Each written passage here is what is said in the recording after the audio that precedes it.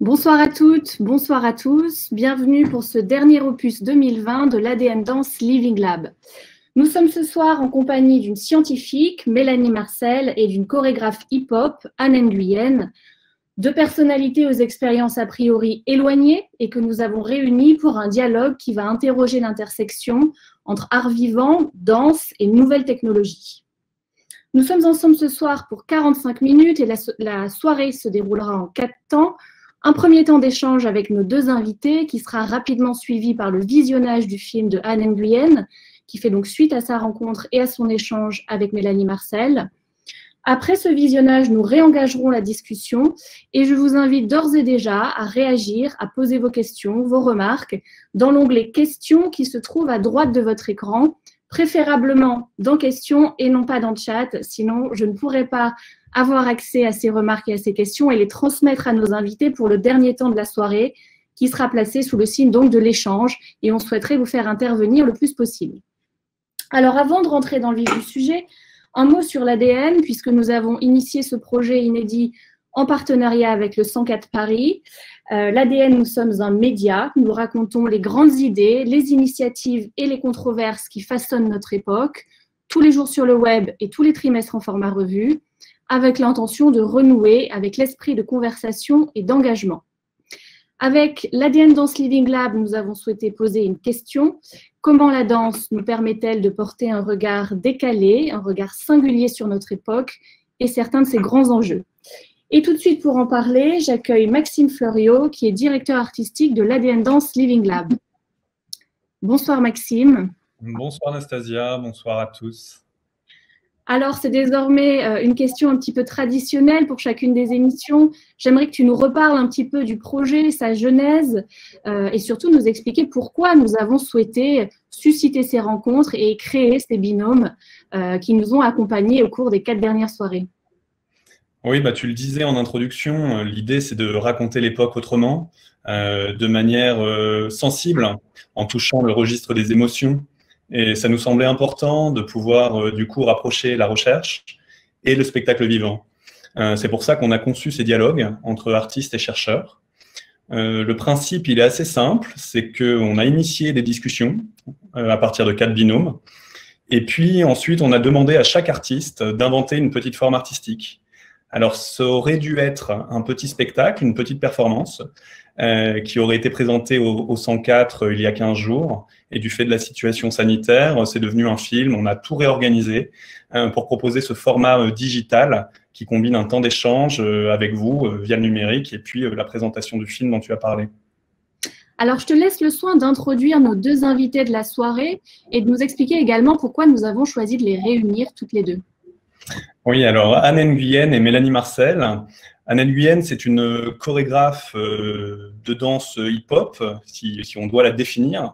Ce qui m'intéressait, c'est que justement, c'est une chorégraphe qui vient de ce style de danse, alors que dans les autres artistes, on a plutôt eu des chorégraphes de danse contemporaine ou presque même un metteur en scène, auteur. Et par ailleurs, donc elle vient vraiment de l'univers des battles, de l'univers de la danse hip-hop, mais elle a une formation scientifique. C'est quelqu'un qui a toujours emmené le hip-hop vers une forme d'abstraction de par sa formation scientifique. Ce qui m'intéresse aussi chez elle, c'est qu'elle a toujours poursuivi des questionnements très ouverts sur la science, et je sais qu'elle s'intéresse depuis longtemps déjà à la question de l'intelligence artificielle, au rapport homme-machine. Donc, ça me semblait assez naturel de la mettre en lien avec Mélanie Marcel, qui est une scientifique, spécialiste de justement l'intelligence artificielle et qui pose par son parcours la question de l'éthique face à la science, des choix qu'on se pose individuellement, sociétalement, face à ces innovations.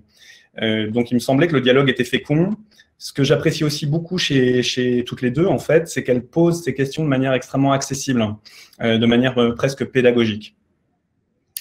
Merci Maxime pour cette introduction. Alors, sans plus attendre, Mélanie, ma première question s'adresse à vous. Maxime m'a rappelé, vous êtes scientifique, vous êtes neuroscientifique, vous êtes également spécialiste de physique des ondes. En parallèle, vous menez un projet entrepreneurial qui s'appelle Socience et qui entend mettre la recherche scientifique au service d'enjeux sociétaux et d'enjeux environnementaux. Pourquoi est-ce essentiel pour vous de replacer la recherche au service du bien commun et de ces enjeux précisément? Bonsoir à tous, merci pour l'invitation. Alors effectivement, comme vous l'avez rappelé, moi j'ai une formation en physique des ondes et en neurosciences. Le début de mon envie de replacer la recherche scientifique au service des enjeux sociaux et environnementaux, elle vient directement de mon travail en tant que chercheuse. Il faut savoir que les thématiques de recherche que moi j'ai abordées, c'est des thématiques qui peuvent avoir des implications très fortes en santé, notamment quand on parle d'interaction machine-cerveau. En fait, on peut imaginer redonner l'usage de membres à des personnes qui l'auraient perdu, donc par exemple des personnes tétraplégiques, en remplaçant des bras et des jambes biologiques par des bras et des jambes robotiques. Ça, c'est une possibilité. C'est des choses que moi, j'avais beaucoup en tête quand j'étais chercheuse. Et en fait, je me suis rendu compte que le système aujourd'hui existant de valorisation de la recherche, qui passe énormément par l'industrie, n'a pas forcément ces enjeux-là en première vue. Et réfléchit surtout à des conditions économiques, à des conditions de réalisation d'un certain profit, à qu'est-ce qu'on va pouvoir vendre, qu'est-ce qu'on va pouvoir mettre sur le marché. Et donc moi, dans mon expérience personnelle, il y a vraiment eu cette réflexion-là de me dire pourquoi en tant que chercheuse, les envies parfois humanistes que je peux avoir, en fait finalement je vais avoir aucun pouvoir dessus et je vais travailler sur des projets qui sont sous un fonctionnement d'un système économique qui est ce qu'il est aujourd'hui. Et donc, c'est vraiment ça le cœur le départ, en fait, de mon engagement. Et derrière, les choses se sont faites très naturellement parce que je pense qu'on est tous assez au courant des enjeux sociaux et environnementaux majeurs qui sont face à nous pour la décennie et les décennies à venir. Et je pense que la science a un rôle crucial à jouer et qu'il faut qu'elle le joue à plein. Mélanie, je me permets de vous demander une petite précision, puisque là, on est quand même dans le champ de la science, donc un champ assez technique. Vous avez parlé d'interface cerveau-machine, vous avez en tout cas mentionné ce nom-là. Précisez en une phrase de quoi il s'agit, de manière à ce que tout le monde puisse bien comprendre de quoi il est question.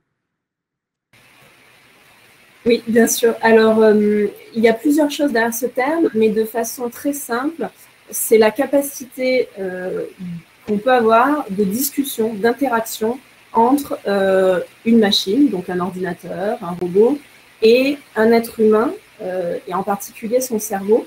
Il y a plusieurs modèles et techniques scientifiques. Moi, personnellement, je travaillais, pour donner un exemple très concret, sur l'implantation d'électrodes dans le cerveau, donc une méthode invasive, pour discuter directement avec un ordinateur. Donc, en fait, vos neurones envoient des signaux électriques, un ordinateur discute par signal électrique, et donc l'idée, c'est de se dire, est-ce qu'on peut faire une communication directe? C'est très clair, merci. Anne, de votre côté, Maxime l'a rappelé, vous êtes une chorégraphe, une danseuse formée aux danses dites urbaines, le hip-hop, le breakdance. D'où vient votre intérêt pour la science et pour les nouvelles technologies? En fait, moi, j'ai commencé la danse assez tard. J'ai commencé par faire des études scientifiques de physique, justement. Et donc, j'ai toujours gardé cet esprit d'analyse scientifique, le processus de poser une hypothèse, trouver une manière de démontrer qu'elle puisse être falsifiée ou qu'elle puisse être vraie, et ensuite proposer éventuellement une théorie. Alors, ça, c'est quelque chose qui m'a beaucoup marqué, même si je n'ai pas beaucoup d'autres souvenirs, finalement, de ces études.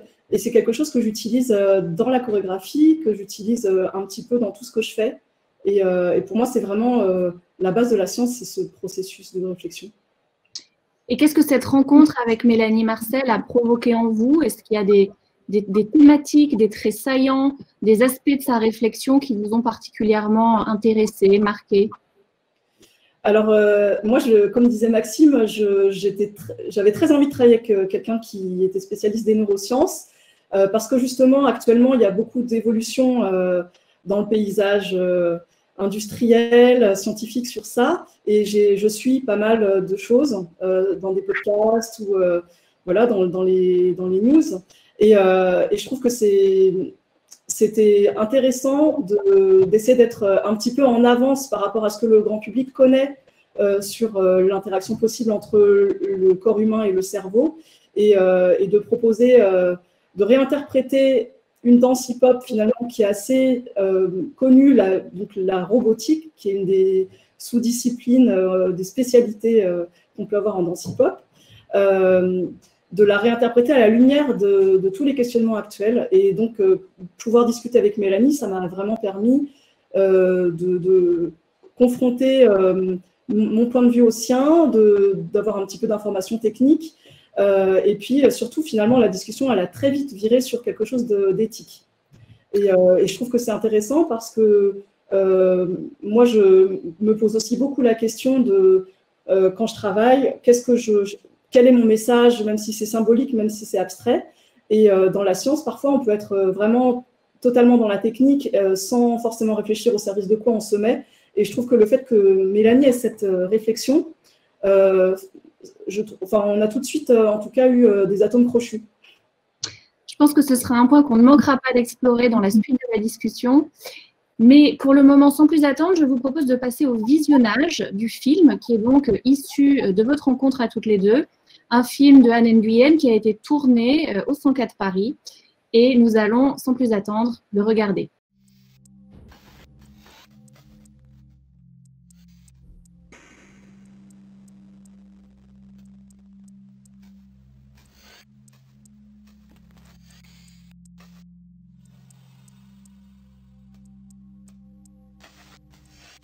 Est-ce que tu penses que c'est possible qu'on ait déjà fusionné avec l'intelligence artificielle?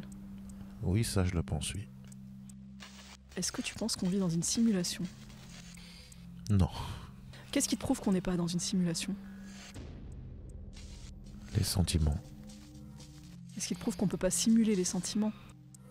Mon programme interne. Qu'est-ce qui te prouve que ton programme interne, il n'a pas été écrit par quelqu'un d'autre? Je suis trop intelligent pour que quelqu'un ait pu m'écrire. Qu'est-ce qui te fait penser que t'es intelligent?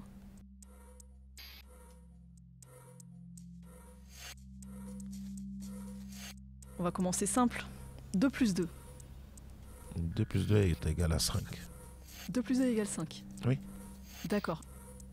Racine carrée de 972 169. 986. Combien l'univers a-t-il de dimensions? 14. Et de quoi est constituée la matrice de l'univers? Des spinners. Quel est le but de la vie? Je ne sais pas. Quel est le but de la vie?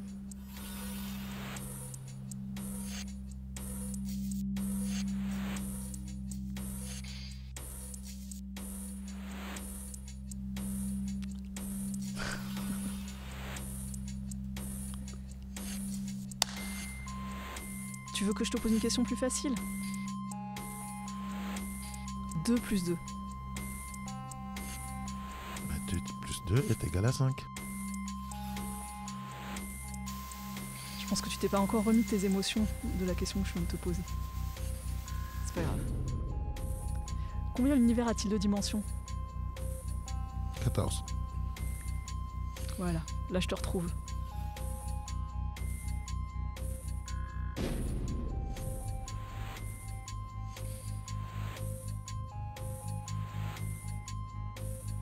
Le but de la vie pour un androïde, c'est de respecter son programme.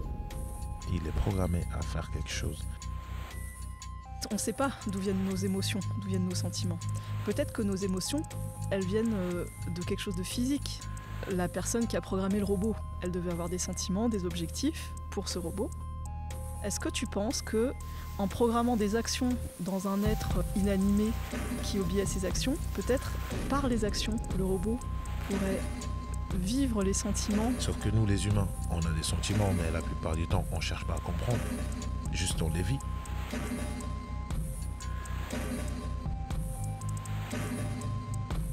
Si moi je regarde un dessin animé avec une petite balle qui rebondit, et qu'elle rebondit d'une certaine manière, je vais pouvoir, en tant qu'être humain, lui attribuer une émotion, une intention.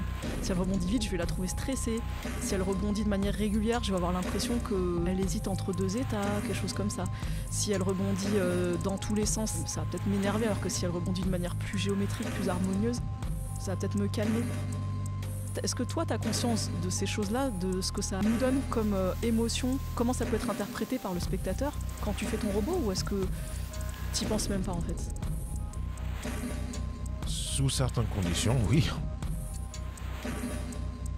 Toi, quand tu fais le robot, Est-ce que tu as l'impression de pouvoir lâcher prise sur tes sentiments, tes émotions?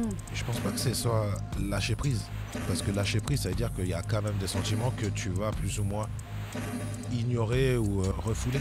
Quand tu incarnes quelque chose, le but c'est de vraiment t'approprier la personnalité. Un robot n'a pas de personnalité en soi. Donc il ne réfléchit pas, il ne pense pas. C'est sentir quel muscle bouge à quel moment, pourquoi celui-là s'arrête et enclenche celui-là. À ce moment-là, c'est comme si on se faisait une thérapie de soi-même. Tu te connectes à ta propre matière en fait. Oui, voilà. Donc quelque part, finalement, quand tu dis que tu as l'impression d'être en harmonie avec l'univers, c'est que tu te rends compte que tu n'es que matière dans l'univers. Si on part du principe que je suis un humain, oui.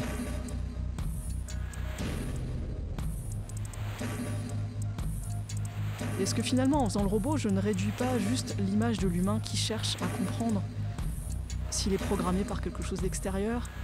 Quel choix il a? Est-ce qu'il est limité? Quelles sont ses limites? Oui. Il y a ce côté magique en fait, il n'y a pas de fil, il n'y a rien. Ce truc qui bouge, mais comment il fait pour bouger? Donc tu as l'impression qu'il a une liberté et une volonté à lui-même. Oui, voilà.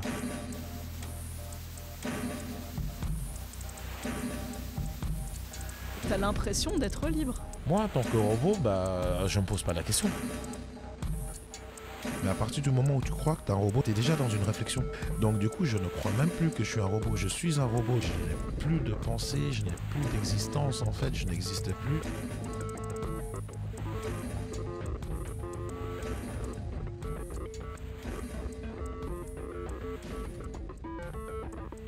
Le temps est quelque chose qu'on s'impose. Est-ce que tu es un humain ou est-ce que tu es un androïde? Qui sait? Quand les gens te voient, je pense qu'ils se posent la question quand même. Est-ce que c'est un vrai? Est-ce que c'est un faux? Et j'ai envie de m'approcher pour le toucher, pour savoir si il a une peau ou pas. Je pense que si quelqu'un te touche et que tu lui fais peur, il va vraiment avoir Oui, peur. dans ce cadre-là, oui. Donc ça veut dire qu'il est dans un état d'alerte quand même. Est-ce que c'est un robot? Est-ce que c'est un humain?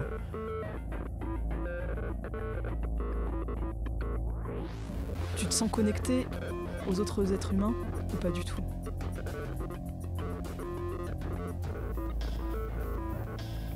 Non, pas du tout. À quel moment tu décides de revenir à l'état humain alors?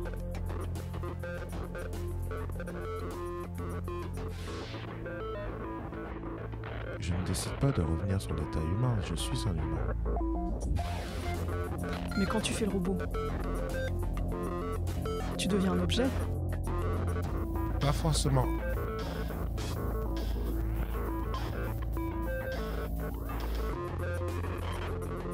Pour moi, un robot, c'est un être dépourvu de sentiments, programmé pour faire une action.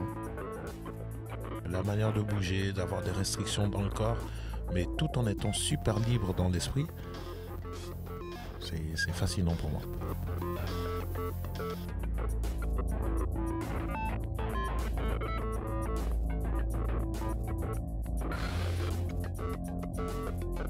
Je pense qu'on peut pas savoir si on est dans une simulation. Il y a très peu de chances pour que ça soit vrai. Peut-être tu ne sauras jamais. Il y a une infime chance pour qu'on soit dans une simulation et que tout ce qu'on vit, ce ne soit que des impulsions, des données qui sont les pensées, les calculs de quelque chose qui nous programme, qui fait un test avec nous pour voir comment on réagit à certaines choses.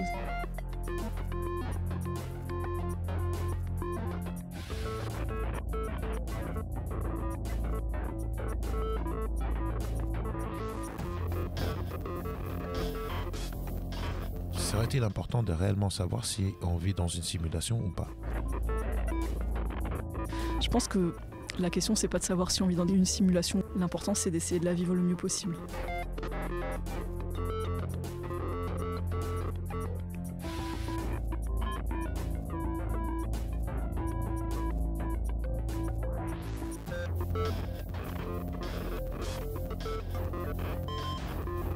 Même si on est dans une simulation, le plus important, c'est de la vivre le mieux possible.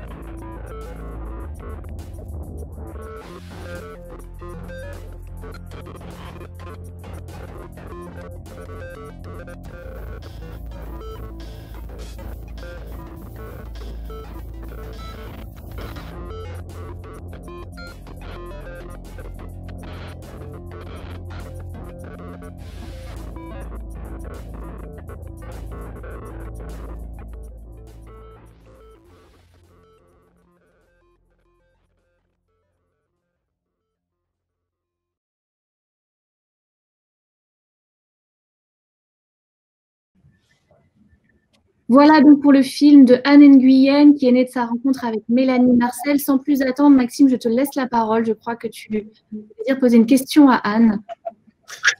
Merci Nastasia, oui, merci pour ce film. Merci pour ce film, Anne. J'avais envie de te poser la question un peu de l'origine de ce film. Tu en as parlé un petit peu avant qu'on le voit, mais plus précisément l'origine, mais aussi la danse de ce film. Que tu puisses nous dire 2 mots de cette technique de popping et du choix de collaborer avec Blondie, le danseur, qui est d'ailleurs là ce soir. Je l'ai vu parmi les participants. On le salue. Voilà, d'où vient cette danse? Pourquoi avoir choisi cette danse pour illustrer ton propos?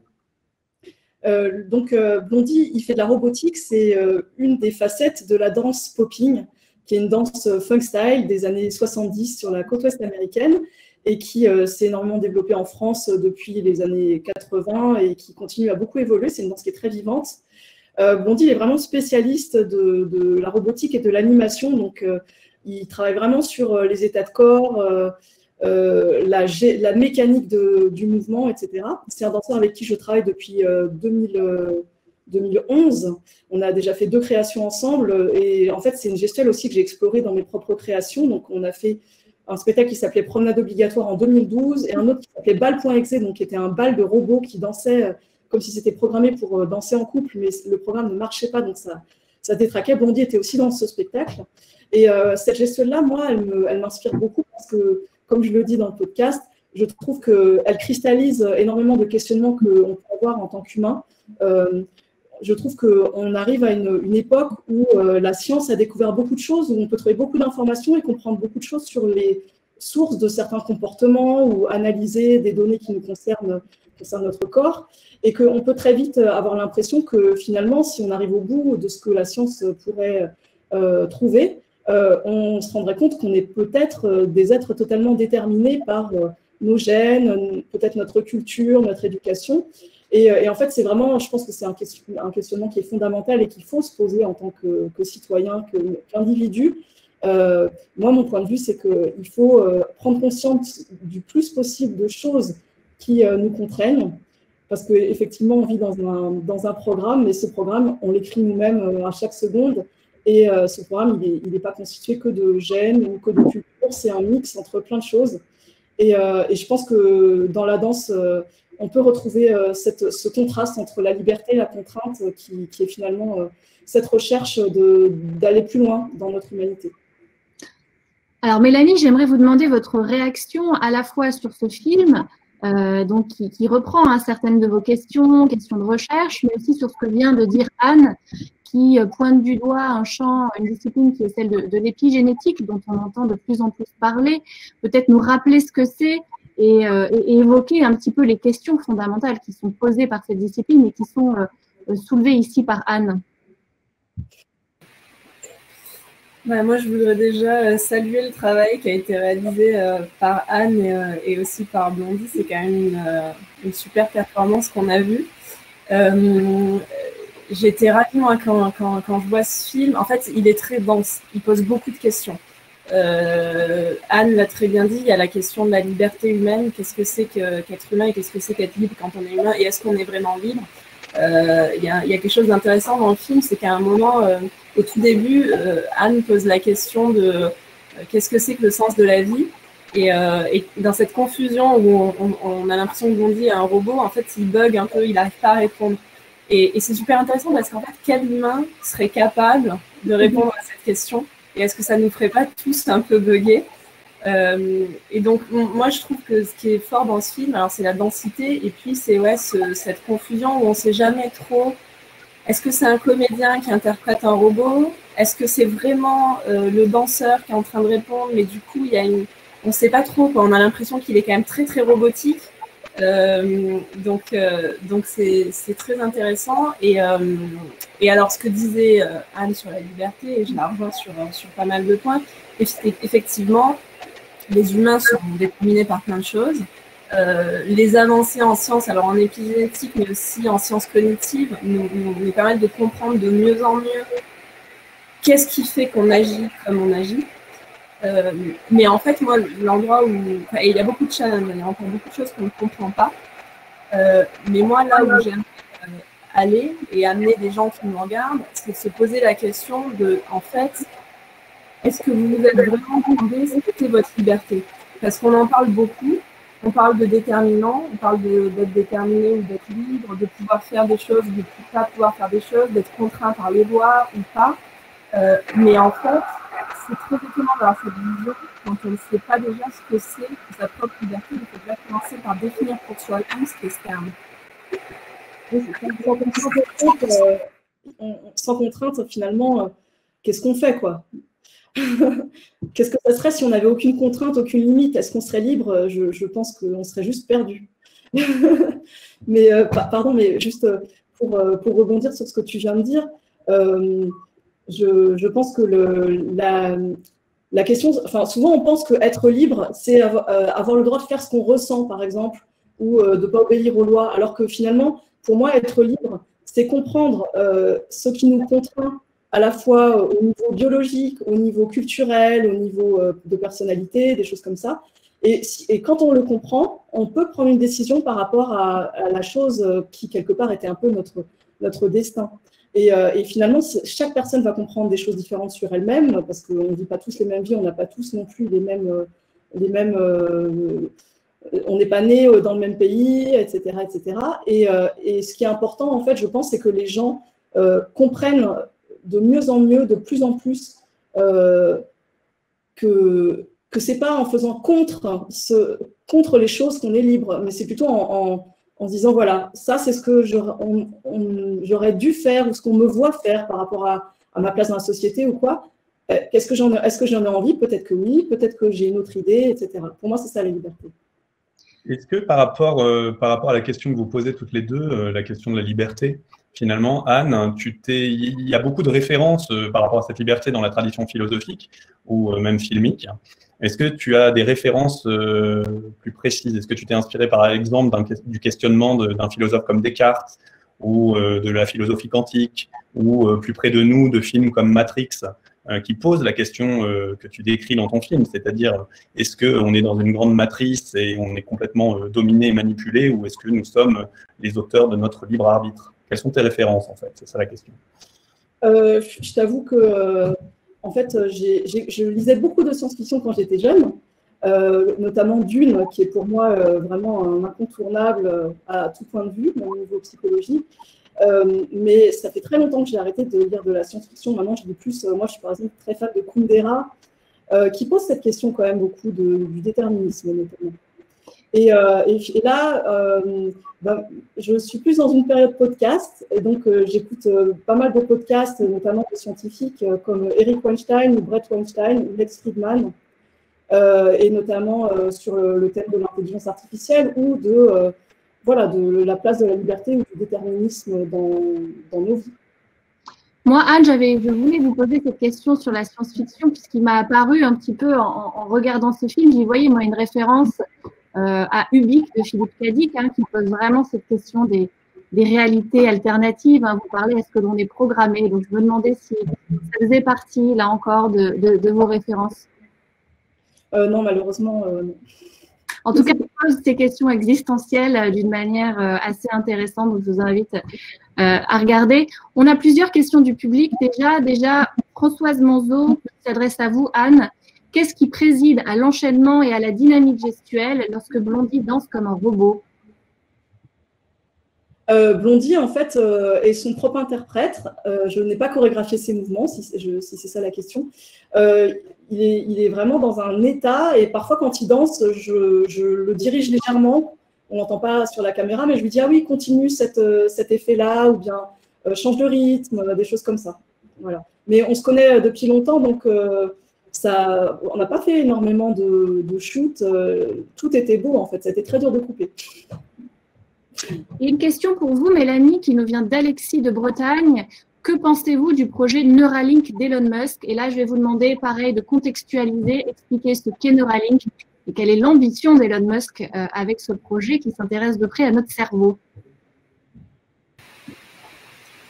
Oui, alors effectivement, donc Neuralink, ça fait partie des nombreux projets qu'on peut appeler interface homme-machine. Donc l'idée, c'est un peu comme je le disais dans mes propres travaux de recherche, faire le lien entre le cerveau et l'ordinateur. Et c'est faire un lien direct. Donc vraiment avoir une communication directe. Les dérives et donc les critiques potentielles à ce genre de projet, mais dans tous les projets, hein, vraiment, ça ne concerne pas que Neuralink, c'est de se dire finalement, si cette communication est possible, il est aussi possible de contrôler le cerveau. C'est-à-dire que si vous contrôlez la machine, est-ce qu'en retour, la machine ne peut pas vous contrôler? Et donc, ça a beaucoup d'implications éthiques, évidemment. Ce qui est intéressant, c'est que le projet de Neuralink a été très médiatisé, sûrement parce que c'est Elon Musk. Donc, c'est un grand entrepreneur très connu qui a fait beaucoup de choses. Et donc, voilà, il est très médiatisé. Moi, je crois plus fondamentalement que ces questions éthiques, on devrait se les poser dans un cadre démocratique, dans le cadre de nos sociétés, en fait, et pas seulement aller se demander est-ce que Neuralink, en particulier, va avoir des dérives et pourquoi ça existe, pourquoi ça a été monté et qu'est-ce que c'est, mais plutôt, d'une manière générale, quand on a des grands sujets en fait, scientifiques comme ça qui émergent, des grandes connaissances scientifiques qui se développent, qu'est-ce qu'on en fait en tant que société? Parce qu'aujourd'hui, on parle de Neuralink qui est très médiatisé, mais moi, les travaux que je faisais dans une autre industrie qui n'était pas du tout pour Elon Musk, finalement, traitaient de sujets tout à fait similaires et des questions de recherche comme ça, il y en a partout dans le monde aujourd'hui. Il y en a dans les industries, il y en a dans les labos de recherche. Et donc, c'est tout un pan en fait, de recherche qu'aujourd'hui, on ne met pas au cœur de la société. Et donc, moi, je n'ai pas un avis personnel à avoir précisément sur cette question et sur cette technologie. C'est plutôt, en tant que citoyens tous autant qu'on est, qu'est-ce qu'on veut en faire et quelles sont les limites qu'on a envie de poser. Je précise également en guise de contexte, et avant de vous céder la parole, Anne, que toutes les big tech aujourd'hui ont des unités dédiées au cerveau et prétendent soit le connecter à Internet, soit en tout cas avoir des applications qui seraient de l'ordre de nous implanter des électrodes dans le cerveau. Facebook en a une, Google en a une, Elon Musk en a une. Chacune rivalise un peu d'effets d'annonce, mais effectivement, ce sont des questions aujourd'hui assez centrales. Anne, je vous laisse la parole, vous vouliez réagir. C'est un sujet dont on a parlé au téléphone avec Mélanie, justement, en amont du travail, et c'est vraiment, c'était très intéressant qu'on discute de ça. En fait, une des choses qui est ressortie, c'est que finalement, en tout cas, ce que j'en ai conclu moi, c'est que pour moi, le choix que nous, humains, on a fait par rapport à la technologie, il est déjà fait. En fait, quelque part, là, on parle d'électrodes invasives dans le cerveau, donc ça fait beaucoup plus peur. On a l'impression qu'on va se faire contrôler de manière physique. Mais l'intelligence artificielle a déjà envahi nos vies. Par exemple, les algorithmes des réseaux sociaux comme Twitter ou Instagram influencent les bulles dans lesquelles on va se retrouver. On va avoir des gens qui sont d'accord ou qui vont nous conforter dans notre position politique ou sociale, etc. Et donc, finalement, on a déjà fusionné avec ces algorithmes-là qui font partie de notre famille. Presque, c'est comme si c'était notre milieu proche, artificiel, qu'on va nous donner en fonction de comment on est vu par la base de données. Et pour moi, en fait, et je pense que Mélanie va vouloir répondre, en fait, la technologie, c'est quelque chose qui est exponentiel. Et finalement, à partir du moment où l'humain a décidé d'accepter de s'upgrader en utilisant un smartphone, en utilisant même, à la limite, les lunettes, peut-être que c'est la plus ancienne forme de cyborg, mais à partir du moment où on a fait le premier pas, pour moi, il est clair que les autres pas, ils seront franchis un jour ou l'autre. Et juste à la défense d'Elon Musk, lui, il a créé Neuralink parce qu'il dit l'intelligence artificielle, de toute façon, un jour ou l'autre, sera plus forte que l'humain. Et donc, la seule chance qu'on a pour la combattre, en tout cas pour pouvoir avoir un pouvoir de décision dans le futur, c'est de s'allier avec elle, de fusionner avec elle. Et c'est en tout cas comme ça qu'il présente aussi le projet Neuralink. Une réaction peut-être, mes amis? Je veux bien rebondir parce que c'est extrêmement intéressant. Moi, je suis d'accord sur beaucoup de choses qui ont été dites. C'est-à-dire qu'effectivement, on a déjà aujourd'hui accepté tout un tas de technologies dans nos vies sans nous poser la question.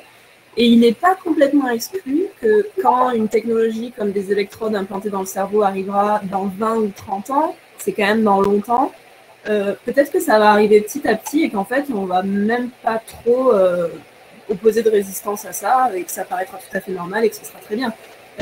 Donc, moi, je dirais que d'une manière plus générale, si la technologie prend une place aussi forte dans nos vies aujourd'hui, et pour revenir un peu à ce que je disais précédemment, c'est parce qu'en fait, on n'y pense jamais. On attend que les choses soient déjà développées, qu'elles soient sorties des laboratoires, qu'elles soient bien implémentées et qu'on les utilise au quotidien pour commencer à se poser des questions éthiques sur le sujet. Alors qu'il faudrait faire tout l'inverse. En fait, aujourd'hui, si une techno va être développée dans 20 ans, que ce soit l'intelligence artificielle, que ce soit les électrodes dans le cerveau, ou que ce soit même la viande développée en laboratoire et les biotechnologies, on devrait déjà aujourd'hui en discuter en société, ce qui ne se fait absolument pas. Après, par contre, là où je divergerai, c'est sur la suite. On a beaucoup tendance à dire que la technologie, en fait, elle évolue et qu'elle va dans un sens unidirectionnel et qu'on n'a pas le choix et que, comme ça a été dit, en fait, de toute façon, l'intelligence artificielle va devenir plus intelligente que les humains, donc il faut faire quelque chose. Moi, je crois très peu à ça. Il faut savoir que quand même, la technologie et les avancées scientifiques, il y a des humains derrière.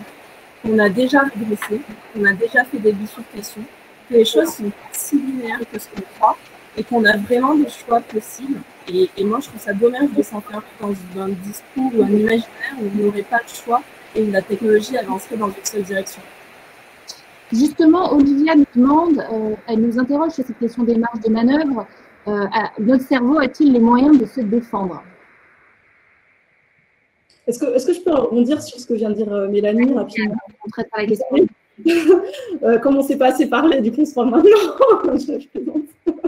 Non, mais c'est super intéressant. Moi, en fait, quelque part, ce que tu as dit sur la seconde partie, je suis vraiment d'accord. C'est-à-dire qu'il ne faut pas se dire « Ah, bah, de toute façon, c'est ce qui va se passer » et ne pas se projeter dans un autre futur. Et justement, je pense que c'est ce que Elon Musk est doué à faire. C'est pour ça que moi, j'admire quand même cette personne.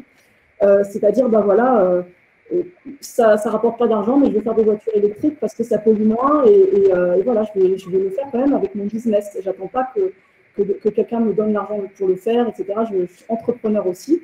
Et en fait, je pense qu'on a vraiment besoin de ce type de personnalité pour faire avancer des futurs potentiels.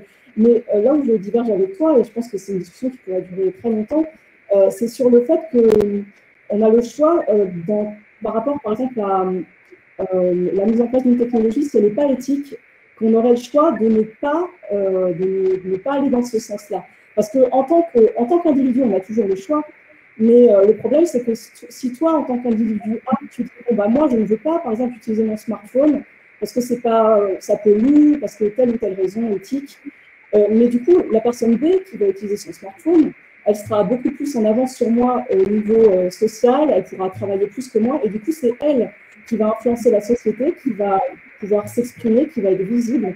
Et finalement, moi, avec ma décision éthique qui me fait du bien à moi personnellement, en fait, j'ai une influence négative sur l'ensemble de la société parce que moi qui suis éthique, finalement, je n'ai pas les moyens de propager ce que je pense.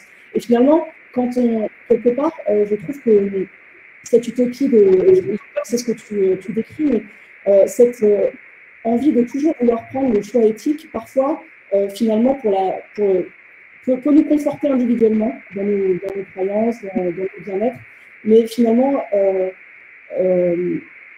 par rapport aux externalités, les externalités, elles vont retomber sur la société. Mais vous pensez que l'éthique n'a pas de puissance collective? Non, ce que je veux dire, c'est que l'espèce humaine est une espèce opportuniste et que, de toute façon, s'il y a une technologie ou quelque chose qui nous permet comme je disais, de nous upgrader, je ne sais pas quoi dire en français, si moi je décide de ne pas le faire, ce n'est pas pour ça que quelqu'un d'autre de moins éthique que moi ne va pas le faire. Et justement, cette personne-là, elle aura plus d'influence sur le futur parce qu'elle aura plus de puissance puisqu'elle aura cet outil-là. Et donc moi, en ayant refusé de me plier à ça, finalement, quelque part, je perds la guerre du futur. C'est ça que je veux dire. Et c'est très vrai, et c'est un petit peu l'argument classique de si on ne le fait pas, les Chinois vont le faire avant nous. Mais en fait, c'est là que, à mon avis, c'est pas tant qu'il faut faire des choix éthiques. En fait, moi, je serais ravie qu'on mette l'éthique au cœur de ces questions, mais avant même de mettre l'éthique au cœur de ces questions, je pense qu'il faut faire des choix de société. en premier lieu. Et peut-être que la société va décider d'une utilisation complètement différente. Mais déjà, premièrement, il faudrait que ce soit discuté en groupe, ce qui n'est pas le cas aujourd'hui. Alors justement, Mélanie, vous, c'est un des points que vous défendez avec votre projet Socience, c'est cette idée d'une reprise de pouvoir citoyenne sur ces grands enjeux scientifiques. Donc j'aimerais vous demander à quoi ressemblerait une véritable démocratie scientifique selon vous? Alors c'est une question un peu piège, parce que c'est une question à laquelle je peux difficilement répondre. C'est un petit peu comme si, à l'époque où on a connu que les monarchies, on se demandait mais à quoi ça ressemblerait une démocratie où en fait tout le peuple voterait, ce serait un peu bizarre. C'est hyper difficile à imaginer en fait, parce qu'aujourd'hui on n'est pas du tout là-dedans. Donc moi, j'ai clairement pas la réponse. Je peux donner des éléments. Il me semble qu'il faudrait des structures de décision qui soient différentes, qu'il faudrait évidemment une forte une forte remise à niveau sur toutes les questions scientifiques, parce qu'aujourd'hui, la plupart des gens ne sont pas vraiment au courant. Ils ne savent pas ce que c'est l'intelligence artificielle, ils ne savent pas ce que c'est la biotechnologie. Donc déjà, il faudrait avoir une très forte base sur ces sujets. Et ensuite, il faudrait baigner dedans. C'est-à-dire qu'aujourd'hui, on est purement consommateur de technologie. Demain, il faudrait être créateur de technologie. Il faudrait pouvoir faire nos choix, mais en même temps modifier les technologies qu'on a sous la main. Donc, ce serait vraiment un design de technologie qui est différent, une connaissance de la population qui serait différente, et ensuite des structures politiques pour pouvoir faire des choix communs. Mais je suis incapable de donner la réponse, parce qu'en fait, il faut l'inventer, et ça va s'inventer peut-être sur des siècles. Alors, j'aimerais revenir à une question. Pardon. Je sais que je parle. Non. Je trouve que ça pourrait peut-être se résumer en disant que finalement, des choix éthiques scientifiques, c'est pas juste dire non à certaines choses, mais inventer des oui qui donnent envie aux gens. Parce que juste demander aux gens de dire non, ça peut marcher, ça peut retarder les choses, mais inventer des choses qui donnent envie et qui sont des alternatives, qui ont un futur, bah ça, je pense que c'est ce que tu décris finalement. La question donc d'Olivia qui nous demande: notre cerveau qui n'a peut-être pas assez rapidement évolué, a-t-il les moyens de se défendre? Ça, c'est une super question, parce qu'effectivement, il faut toujours avoir en tête, et c'est vrai sur toutes les technologies, et c'est vrai sur le cerveau, mais aussi sur le corps, enfin sur tout en fait.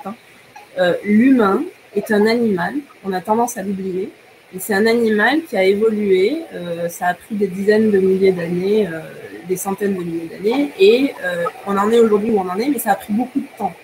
Et donc, les changements technologiques arrivent à une vitesse qu'une évolution, on va dire, naturelle de l'humain ne permet pas d'absorber de cette manière-là. Alors, il y a des adaptations qui sont réelles et qui vont super vite. On les voit sur les nouvelles générations qui sont nées, en fait, avec le numérique, qui ont déjà des capacités cognitives un peu différentes. Donc ça, c'est vrai.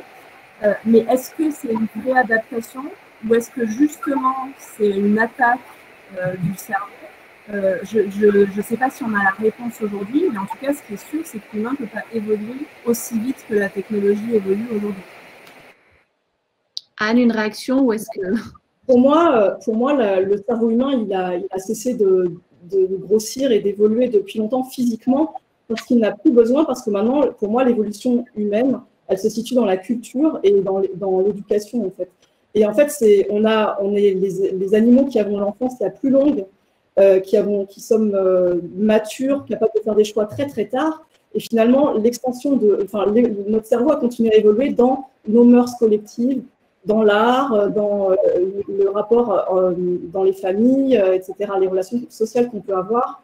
Et aujourd'hui, là, en fait, je trouverais que ce serait dommage qu'on réduise l'évolution humaine à une évolution technologique, par exemple, pouvoir retenir plus de choses grâce à un ordinateur auquel on est connecté, etc. Mais l'évolution, c'est aussi tout ce que nous ont amené des siècles d'évolution de notre culture, des arts, savoir faire le tri aussi, parce que c'est également quelque chose qui peut nous déterminer et sur lequel on peut avoir un libre arbitre, c'est-à-dire dire ça non, ça oui, mais je pense qu'il faut savoir s'en servir et arrêter de vouloir que la science sauve le monde, que la science rende l'humain meilleur. En fait, on a tous les outils à portée de main. Maintenant, c'est à nous de comprendre exactement ces outils, qu'est-ce qui est bon pour nous, qu'est-ce qui n'est pas bon pour nous, et de se débugger d'une manière par rapport à tout, et notamment à notre culture et à notre éducation, mais pas que. Voilà. Olivia repose une question que je suis en train de lire en même temps que je vous parle. Oui, mais dans les circuits de récompense, le cerveau ne baisse-t-il pas les bras? C'est-à-dire qu'elle fait référence donc à la fois au biais cognitif, mais aussi aux circuits qui sont sciemment designés par certaines plateformes et certains algorithmes pour faire activer certaines zones de notre cerveau. Mais en fait, je ne sais pas si le cerveau baisse les bras. La vraie question, c'est qu'est-ce qui a été mis en place et comment ça a été mis en place. Et ça a été mis en place très intelligemment parce que ces circuits de récompense fonctionnent pour ça, en fait. Nous avons eu un commentaire d'un chien. Niels nous demande, les humains et les animaux ont-ils besoin de communiquer différemment? Ils ont besoin de communiquer, ça c'est sûr. On le voit à l'heure actuelle. Je pense que la communication, l'interaction humaine, à la fois par la parole, mais aussi par les expressions du visage qui actuellement sont masquées, c'est quelque chose qui est vraiment nécessaire. Il y a des gens qui sont très tactiles, qui ont besoin de contact également. Et communiquer, en fait, finalement, pour moi, la communication entre humains qui se font confiance, c'est ça qui a donné naissance à notre conscience individuelle. D'abord, on a eu, pour moi, une conscience collective parce qu'on avait besoin de communiquer. Et finalement, grâce à cet héritage de communication de génération après génération, on a les capacités cognitives d'avoir une conscience individuelle, même quand on est enfant. Et donc, on a le devoir de propager ça et de faire comprendre que la conscience, c'est quelque chose qui se construit avec tous les éléments de notre environnement, et les gens qu'on voit, nos cultures, l'art qu'on voit. Et donc, on a la responsabilité aussi de choisir qui on veut être et ce qu'on ingère d'extérieur. Alors, la question peut-être me permettre de compléter ma réponse de tout à l'heure, parce que la question de la communication, c'est déjà qu'est-ce que c'est communiquer? Si vous regardez aujourd'hui, par exemple, les personnes qui entraînent des chiens professionnellement, pour eux, la communication avec leur chien, donc une communication interespèce, elle va passer par le circuit de la récompense et de la punition. C'est-à-dire que quand vous voulez apprendre quelque chose à un chien, vous lui faites faire un truc, il le fait bien, vous lui donnez une récompense. Et donc, il recommence à le faire. Et en fait, ça reboucle sur la question qu'il y avait juste avant, parce que ça, c'est des processus évolutifs. Quand on obtient une récompense qui nous aide, qui aide notre cerveau, qui en fait active dans notre cerveau des circuits positifs, on va avoir tendance à reproduire le comportement. Et en termes de communication, évidemment, finalement, la communication qu'on met en place avec nos espèces, nos animaux de compagnie, par exemple, c'est une communication bien pensée pour faire en sorte que ces animaux aient un comportement tel qu'on le souhaite. Et en fait, ça répond du coup à l'autre question qui était de dire que la question est est-ce que le cerveau peut se défendre face aux systèmes qui sont mis en place dans les machines sur la circuit de récompense. Mais en fait, le cerveau fait ce pourquoi il a été fait. Et la vraie question, c'est pas qu'il se défende, mais c'est pourquoi les gens qui mettent en place ces systèmes de récompense le font de cette manière-là. En fait, nous, on est adapté à vouloir des récompenses rapides. Quand on a un truc sucré dans le passé, c'était tellement rare qu'on est programmé par nos gènes pour vouloir manger plein de bonbons, mais c'est pas forcément bon pour nous. Et ça, c'est exactement le circuit de récompense. C'est des choses qu'on hérite de nos ancêtres qui vivent dans un environnement très différent du nôtre. Aujourd'hui, on vit dans un environnement qui évolue énormément. Même quand nous, on était jeunes, Mélanie et moi, c'était pas le même environnement. Et les personnes plus âgées, elles ont vécu des transformations incroyables. Et donc, le cerveau, parfois, a du mal à se réadapter, à refaire des choix et à comprendre peut-être choses qui étaient bien dans le passé, même pour lui. Par exemple, les fruits et légumes, manger la peau, pour nos grands-parents, c'était normal. Et maintenant, si on mange la peau, on a des pesticides. Et en fait, tout ça, c'est un travail qu'on doit faire incessamment, qui est hyper fatigant.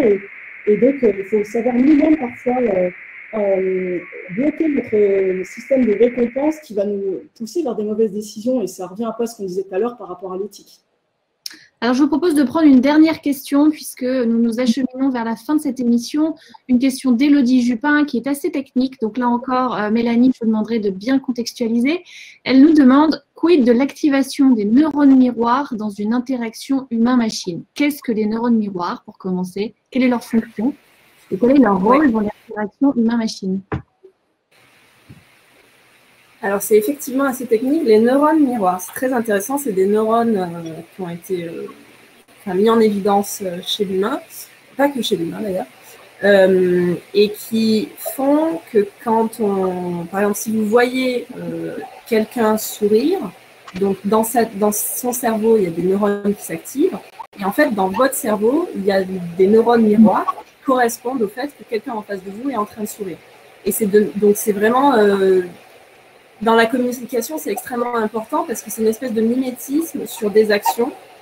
On pense que ça peut avoir des liens très importants, enfin des implications très importantes sur l'empathie, par exemple. Du coup, j'ai oublié la question. Ah non, le lien des neurones miroirs avec des communications machines. Alors, à ma connaissance, il y a plusieurs choses. Déjà, si vous faites l'expérience donc avec quelqu'un qui sourit, ça active vos neurones miroirs. Mais si vous le faites avec quelqu'un qui sourit sur un écran d'ordinateur, ça marche aussi. Donc, disons que la médiation de la machine, a priori, ne pose pas de problème pour les neurones miroirs. Ils continuent de fonctionner de la même manière.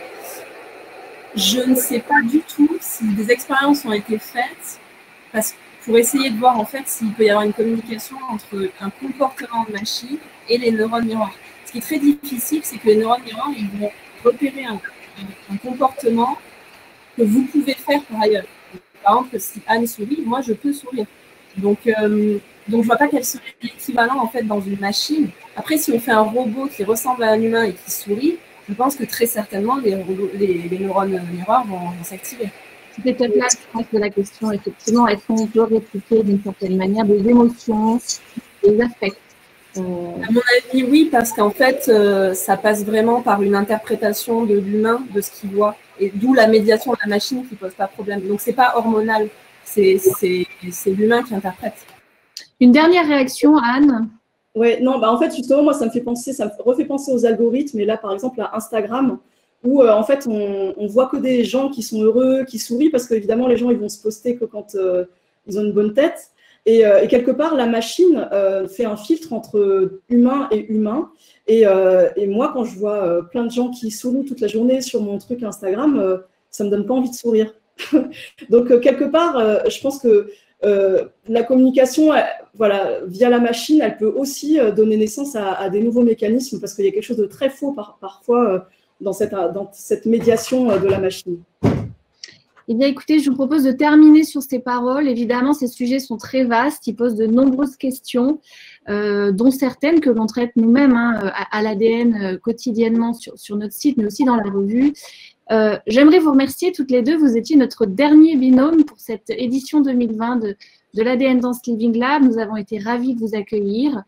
Merci également à Blondie, qui est le danseur protagoniste du film de ce soir. Et au nom de l'ADN et du 104, je vous adresse également à vous, spectatrices et spectateurs, vous qui avez été nombreuses à nous suivre pour ces 4 émissions. Eh bien, je vous adresse un grand merci pour la qualité de votre attention, pour vos remarques, pour vos questions. Je remercie également notre partenaire, le 104 Paris, son directeur, José Manuel Gonçalves et toutes ses équipes. Je remercie aussi les équipes de l'ADN, bien sûr, qui se sont activées en coulisses pour rendre possible ces émissions. Émissions qui sont d'ailleurs à retrouver dans leur intégralité en replay sur la chaîne YouTube de l'ADN. Vous pouvez également taper l'ADN Dance Living Lab dans la barre de recherche et vous les retrouverez toutes. Et puis, je vais donner la parole une dernière fois à Maxime avant que nous se quitte pour une question qui nous brûle toutes et tous les lèvres. Y aura-t-il une suite à ce projet? Y aura-t-il des déclinaisons futures, éventuellement, de l'ADN Dance Living Lab? Oui, on y travaille. On y travaille pour la saison prochaine avec de nouveaux partenaires. On espère pouvoir vous proposer un format qui sera à la fois digital comme celui-ci, mais également sur les plateaux. Un format hybride dès qu'on pourra retourner dans les salles. Enfin, c'est déjà le cas, mais un petit peu plus largement et de manière un petit peu plus continue. Donc, il ne me reste plus qu'à vous souhaiter une bonne soirée et à vous dire rendez-vous peut-être l'année prochaine, peut-être dans quelques mois.